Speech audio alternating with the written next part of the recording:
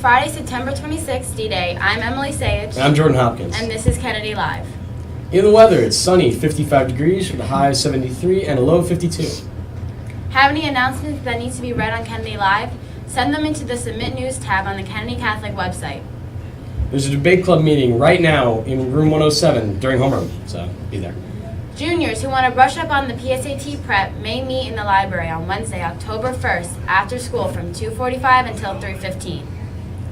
Now for In the News with Emma. Good morning, I'm Emma Berry, and this is In the News. Over the past week, New York has been the focus of international news.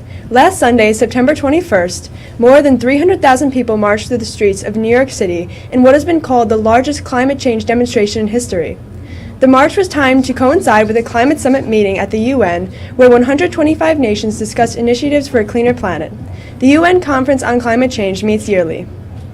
In other news, due to international conflicts involving ISIS and the constant threats of acts of terrorism in the metropolitan area, Governors Andrew Cuomo of New York and Chris Christie of New Jersey ordered an increase in security on Wednesday, calling for more police officers to be present at airports, train stations, and commercial seaports in the New York Harbor.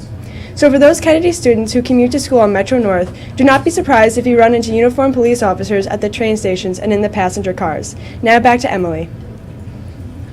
And now for sports with Ryan Podlovitz. Good morning, Kennedy Catholic Sports Nation. I'm Ryan Potts today with your sports. Today we have girls varsity soccer away at Good Counsel at 4:15. We have JV field hockey home versus Pauling at 4:30.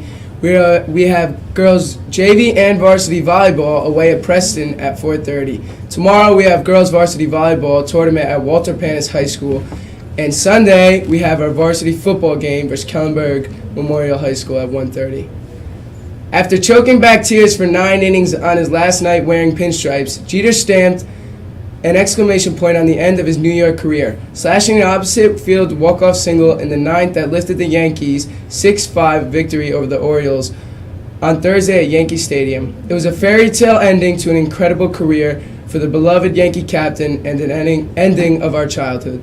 Well, that's all for sports today. Now back to Jordan and Emily. I'm a Mets fan and I teared up.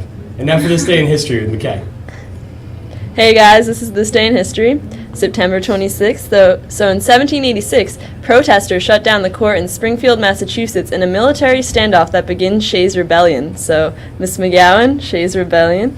In 1960, in Chicago, the first televised debate takes place between presidential candidates Richard M. Nixon and John F. Kennedy.